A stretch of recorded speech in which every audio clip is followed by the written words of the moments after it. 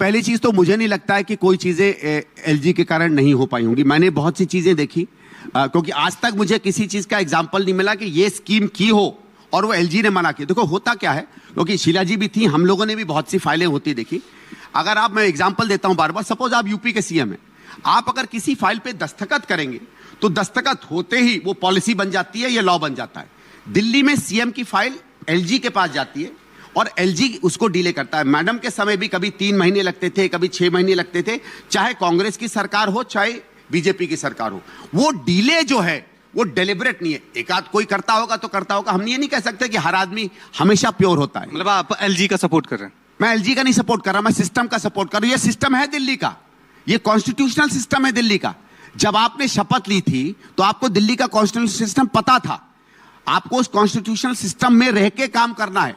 आपको लगता है कॉन्स्टिट्यूशनल सिस्टम अड़ंगे लगाता है, ठीक नहीं है, तो उसके बाद गुहार करिए। झगड़े करने से गुहार नहीं होता है। सुप्रीम कोर्ट गई आम आदमी पार्टी, सुप्रीम एक मिनट में दिल्ली के, आपने कहा ना दिल्ली के दर्जे की, मैं अभी भी मानता हूं कि दिल्ली को पूर्ण राज्य का दर्जा नहीं होना चाहिए। क्यों?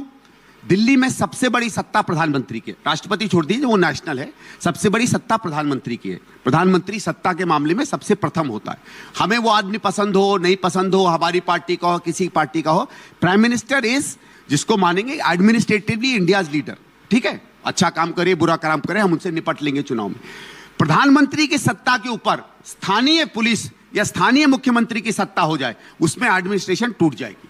और मुझे एक एग्जाम्पल, जो मैं कहानी मुझे हमेशा जिसमें प्रभाव की, मैं क्योंकि आप लोग दिल्ली के हैं शेयर करना चाहता हूं। किसी ने मुझे बताया था कि 48 में 49 में जवाहरलाल नेहरू जब प्राइम मिनिस्टर थे और दिल्ली के सीएम चौधरी बन प्रकाश थे, उनमें शायद बनती नहीं थी। एक बार प्राइम मिनिस्टर बाहर से आ रहे थे, सफदरजंग एयरपोर्ट जो है ना, उस समय इंटरनेशनल एयरपोर्ट था, तो सुना है कि दिल्ली सीएम क्योंकि उससे नाराज थे, उन्होंने दिल्ली पुलिस को भेज दिया कि मैं सीएम को, पीएम को यहां लैंड नहीं करने दूंगा।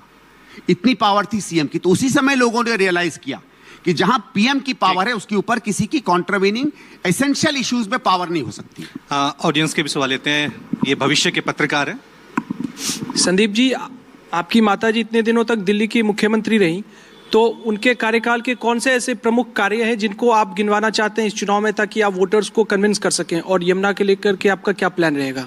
अगर देखो क्या हुआ कि जो हम लोग राजनीतिक लोग हैं, जब कॉन्स्टिट्यूंसी में जाते हैं तो उनके जो रिएक्शंस आते हैं, और जो फॉर एग्जांपल नई दिल्ली में तो लोग ज्यादातर मैम की जो लोकल एरिया में काम हुए उसकी बहुत बात होती है और उसको हम लोग बार बार कहते हैं।